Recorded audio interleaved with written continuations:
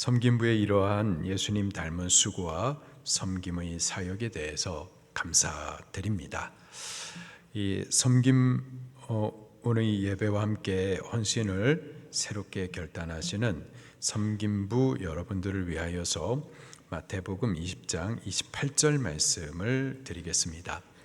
이 말씀을 통해서 예수님이 누구신지, 그가 어떻게 우리를 섬기셨는지, 그리고 우리가 어떻게 교회를 바르게 섬길 수 있을지 배울 수 있게 되기를 바랍니다. 먼저 오늘 본문의 내용을 예수님께서 말씀하셨던 그 당시의 정황을 먼저 좀 살펴보도록 할게요. 그때는 예수님의 공생의 사역의 마지막 부분이었습니다. 죄인을 대신해서 이제 십자가를 지시고 죽으시기 위해서 예루살렘으로 막 오르시려던 참이었어요. 바로 그때 세베대의 아들들의 어머니가 예수님을 찾아옵니다. 성경을 같이 찾아볼게요. 20장 20절 21절 말씀입니다. 마태복음 20장 20절 21절 시작. 그때에 세베대 아들의 어머니가 그 아들들을 데리고 예수께 와서 절하며 무엇을 구하니 예수께서 이르시되 무엇을 원하느냐 이르되 나의 이 두 아들을 주의 나라에서 하나는 죄 우편에 하나는 죄 좌편에 앉게 명하소서. 아멘. 세베대의 아들들의 어머니가 예수님을 찾아왔었어요. 여기 세베대의 아들이라고 하면은 야고보와 요한을 말하는 겁니다. 이들은 예수님의 가까운 사촌이었어요. 그리고 베드로를 포함한 제3인의 제자들이었습니다. 예수님의 제자들이 총 몇 명이었었죠? 12명이었습니다. 그런데 그 12명 중에서도 베드로, 야고보, 요한 이 세 사람은 다른 제자들 중에서도 더 구별된 제자였었습니다.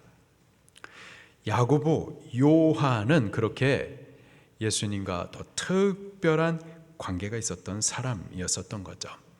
그리고 그들의 어머니는 살로메입니다. 예수님의 이모였어요. 역시 예수님과 특별히 가까운 관계였었던 거죠. 그 살로메가 예수님을 조용히 찾아왔었습니다. 찾아온 그 이유는 두 아들 때문이었어요. 예수님께서 예루살렘으로 이제 막 오르시게 될 텐데, 올라가면은 왕이 되실 건데, 그렇게 되면은 이 아들들로 하여금 하나는 예수님 좌편에 좌의정으로, 또 다른 한 놈은 예수님 우편에 우의정으로 그렇게 각각 높은 자리 하나씩 달라고 조용히 청탁했었던 거죠. 예수님, 나하고 당신하고 어떤 관계인지. 예수님, 저 두 제자들은 다른 제자들하고 좀 다르잖아요. 당신의 사촌이잖아요. 그렇게 조용히 찾아와 가지고 청탁했었던 거죠.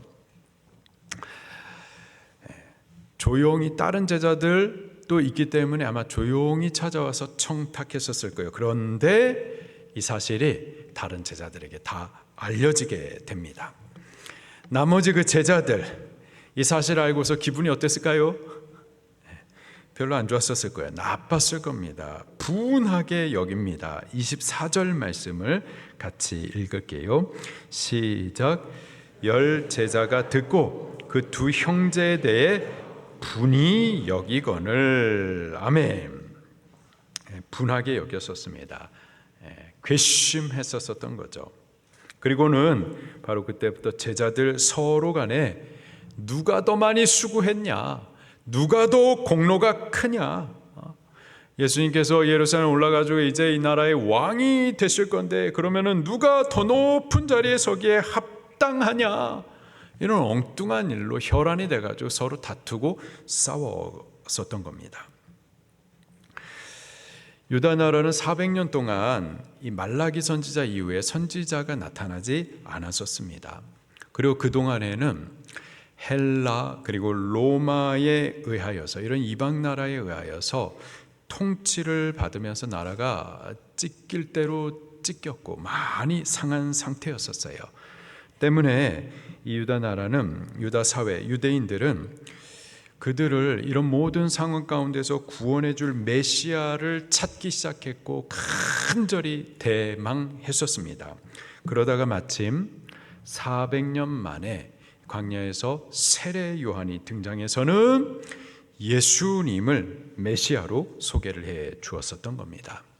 그들은 400년 만에 400년 동안 기다린 그 메시아를 마침내 만났다라는 큰 기쁨과 또 기대감이 있었어요. 그런데 한 가지, 그들이 생각하는 메시아상은 정치적이고 혁명적인 메시아였었습니다. 지금 이 유다를 통치하고 있는 로마 나라, 이놈들을 갖다 전복시키고 옛 다윗과 솔로몬 때의 강력한 국가를 회복하여서 주변에 있는 이 할례 없는 이 부정한 이방 국가들, 이놈들을 갖다 다 때려 부수고 그 나라를 정복해서 통치하는 그러한 힘있는 유다 나라를 세울 통치자로 기대를 했었던 겁니다. 또 마침 예수님의 모습을 보니까 그렇게 할 수 있을 것 같았었어요. 예수님 오병이어를 가지고서 기적을 베풀어 가지고 5천 명이 넘는 많은 사람들에게 먹을 것을 베풀어 주기도 하시고, 병든 자 고쳐내시고, 풍랑을 잠잠하게 하시고, 귀신도 제어하는 그러한 능력이 있으시니 그 예수님이라면 충분히 우리 유다 나라를 강한 나라로 세우실 수 있을 것이다. 그렇게 기대를 했었던 거죠. 유대인들만이 아니라 예수님의 제자들도 예수님에 대해서 그런 생각들이 있었던 겁니다. 그래서 예수님을 따라다니다 보면은 나중에 예수님께서 왕도 되실 거고, 그러면은 후에 떡고물이라도 좀 떨어지겠다, 이런 생각을 했었던 겁니다. 마침 이제 예수님께서 예루살렘에 올라가신다니, 예루살렘이라고 하면은 다윗의 성인데 이제 그가 올라가셔서 왕이 되셔서 천하를 통치하실 텐데, 그러면 이제 제자들, 그들도 예수님은 왕, 제자들은 이 나라의 높은 관직을 하나씩 차게 될 것이다 라는 그러한 기대감을 갖고 있었던 겁니다. 그러면서 세워질 새 나라에 누가 더 큰 공로자냐, 이 나라가 세워지기까지, 예수님이 왕이 되기까지 누가 더 많이 수고했냐, 누가 더 높은 자리에 앉기에 합당하냐, 그렇게 서로 목소리를 내면서 다툼이 일어나기 시작을 했었던 거죠. 예수님의 제자라고 하면서, 교회라고 하면서, 근데 세상의 가치 그대로 가지고 세상의 모습대로 그렇게 서로 싸우고 있었던 겁니다. 바로 이러한 상황 가운데에서 예수님께서 오늘 본문의 내용을 말씀해 주셨던 거예요. 25절부터 28절 말씀을 같이 보도록 하겠습니다. 먼저 25절 말씀을 읽을게요. 시작. 예수께서 제자들을 불러다가 이르시되 이방인의 집권자들이 그들을 임의로 주관하고 그 고관들이 그들에게 권세를 부리는 줄을 너희가 알거니와. 임의로 주관한다, 강압적으로 지배한다, 잘 마음대로 다스린다 라는 뜻입니다. 통치를 하는데 그냥 우리가 알고 있는 일반적인 단순한 통치가 아니라 억압적인 통치를 말하는 거예요. 임의로 주관한다. 어떤 모습이냐? 김일성, 김정은 같은 놈들을 생각을 하면 되는 겁니다. 또 권세를 부린다, 권세를 남용한다 라는 뜻입니다. 정당한 권위와 권세를 행하는 것이 아니라 힘이 있어요, 권세가 있어요, 그것을 이용해 가지고 백성을 막 억누르고 이익을 탈취하는 그런 행위를 말하는 겁니다. 뻔뻔하기, 짝이 없는 불의한 자를 의롭다라고 말하고, 또 의로운 분들을, 목사님을 말도 안 되는 죄목을 씌워가지고는 잡아서 감옥에 집어넣고, 세상 나라는 이렇다라는 거예요. 이방의 집권자들은 이렇다라는 겁니다. 26절 말씀을 또 같이 읽을게요. 시작. 그러나 너희 중에는 그렇지 않아야 하리니 너희 중에 누구든지 크고자 하는 자는 너희를 섬기는 자가 되고. 아멘. 너희 중에는 그렇게 해서는 안 된다.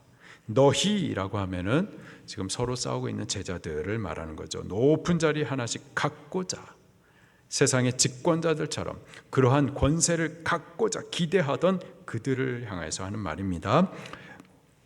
1차적으로는 그렇고요. 그들만을 말하는 것이 아니라 또 예수님을 따르는 모든 교회와 성도들도 마찬가지예요.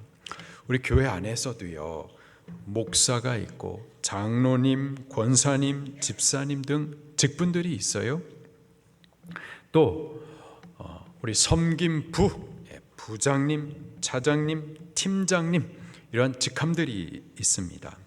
이러한 직분과 직함 이런 것들은 다른 사람들 위에 높은 위치라고 생각해서는 안 되는 겁니다. 자기를 위해서 다른 사람들을 이용하고 억누를 권리라고 여겨서는 안 되는 거죠. 이것은 특권이 아니라 섬김의 책임이라고 아셔야만 하는 겁니다. 세상은 높은 자리와 직함을 자기를 위한 감투의 힘으로 추구하지만 우리 교회는 그들과는 달라야만 하는 겁니다. 성도는 달라야만 해요. 자기를 위해 다른 사람을 억누르는 자가 아니라 다른 사람을 섬기는 자가 되어야만 하는 거죠. 예수님 또 말씀하시기를 너희 중에 누구든지 크고자 하는 자는 너희를 섬기는 자가 되고. 너희 중에 역시 세상 나라와 차별된 하나님의 나라 천국을 말하는 겁니다. 천국에서는 누구든지 크고자 하는 자는 섬기는 자가 되어야 된다. 여러분, 천국은 다 모든 사람이 평등하고 똑같을까요? 그럴 거예요. 그러나 그렇다고 그래가지고 전혀 차별이 없느냐? 아니에요. 성경을 보면은 분명히 차별도 있습니다. 이 땅에 차별하면 굉장히 부정적인 이미지인데요. 어떻게 천국이 그런 부정적인 이미지가 있느냐? 그런 부정적인 죄로 변질된 이미지 말고, 그러나 죄 없는 차별됨은 분명히 또 있는 거예요. 천국에서도요, 분명히 큰 자가 있고요, 작은 자가 있습니다. 다 같지가 않아요. 그렇다면 누가 천국에서 큰 자냐? 예수님 하시는 말씀이 섬기는 자, 그가 천국에서는 큰 자다 말씀해 주십니다. 27절도 같이 읽겠습니다. 시작. 너희 중에 누구든지 으뜸이 되고자 하는 자는 너희 주의 종이 되어야 하리라. 너희 중에 역시 이 땅과 구별된 하나님의 나라 천국을 말합니다. 천국에서는 으뜸이 되고자 하는 자는 너희의 종이 되어야 하리라. 하나님이 통치하시는 나라, 그 나라는 세상과 달라서 으뜸이 되고자 하는 자는요, 반드시 종이 되어야만 한다 가르쳐 주세요. 그리고 28절에 이제 예수님께서 친히 어떻게 자기 자신이 낮추어 종이 되셨는지, 또 섬기는 자가 되셨는지 이렇게 말씀을 주십니다. 28절 말씀입니다. 시작. 인자가 온 것은 섬김을 받으려 함이 아니라 도리어 섬기려 하고 자기 목숨을 많은 사람의 대속물로 주려 함이니라. 아멘. 예수님은 자신을 인자라고 표현을 하고 있어요. 문자 그대로의 뜻은 사람의 아들이라는 뜻입니다. 근데 특별히 다니엘 7장 13절부터 14절에 인자라는 단어가 많이 등장을 하는데요. 그때 인자라고 하면은 단순히 인간을 말하는 것이 아니라 하나님으로부터 영원한 권세를 받은 메시아적 존재를 말합니다.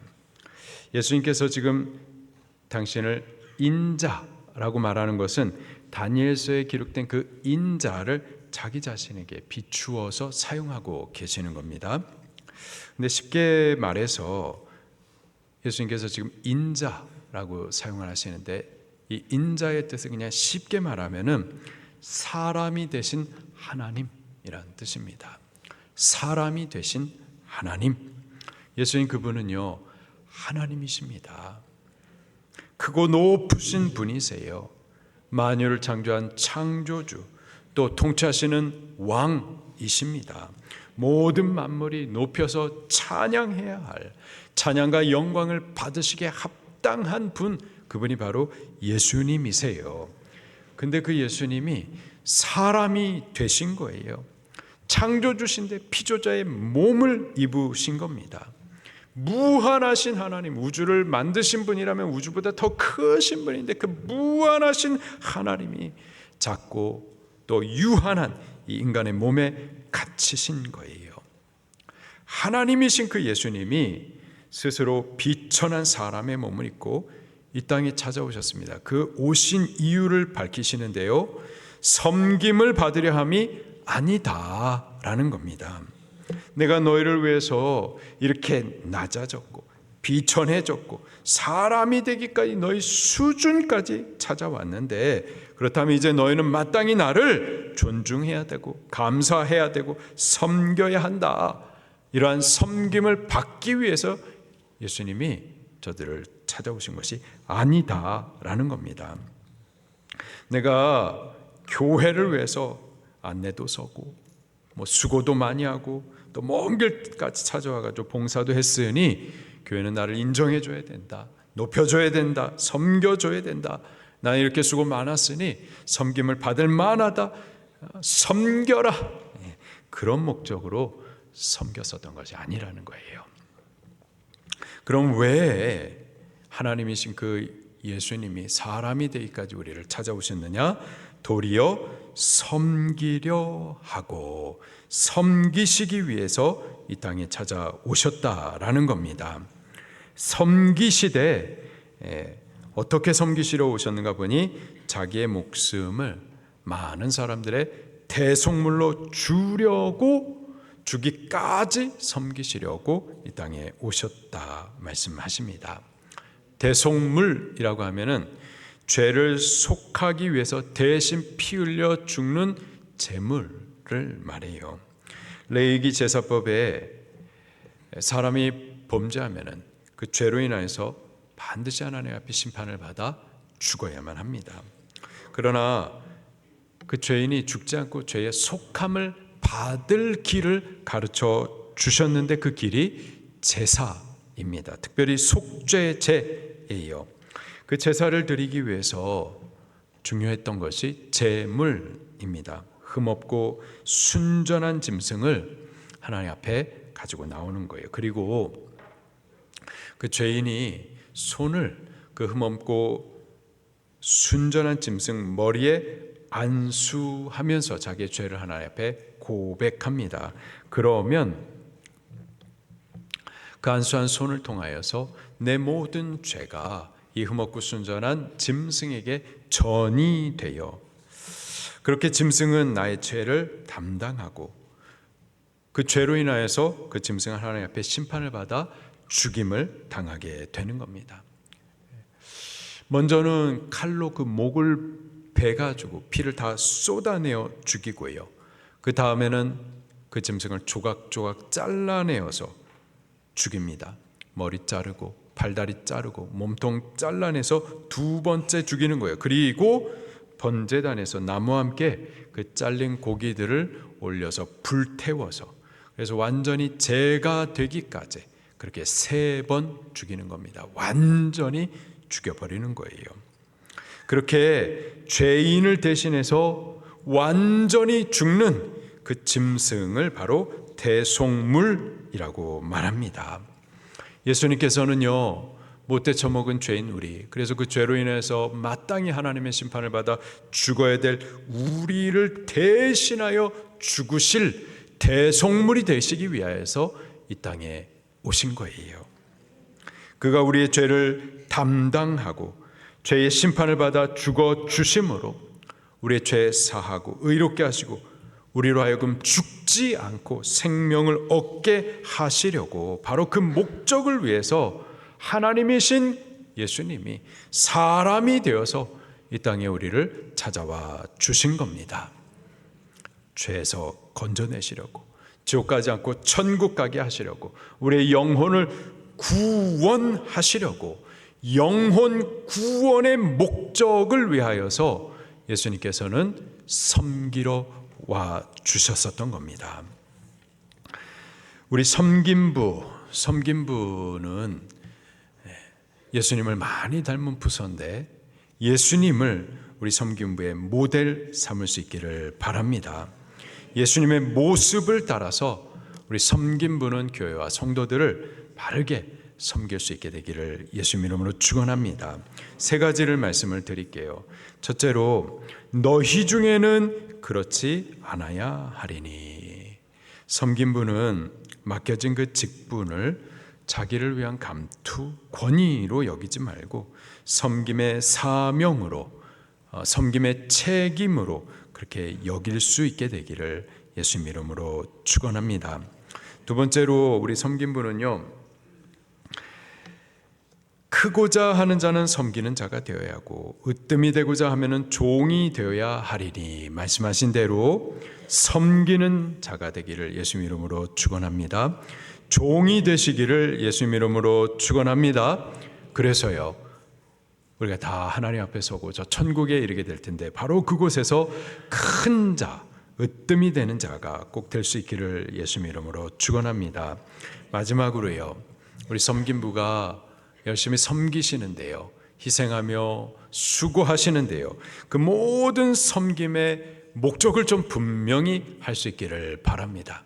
그 모든 섬김의 목적은 내가 섬김으로 인하여서 섬김을 받기 위해서가 아니고요, 내가 섬김을 인하여서 목사한테 인정을 받기 위해서, 교회 앞에 인정을 받기 위해서가 아니고요, 섬김으로 인해서 저 사람을 내 사람으로 세우기 위해서가 아니고요, 섬김의 모든 그 목적은 영혼 구원에 맞추어셔야만 할 줄로 믿습니다.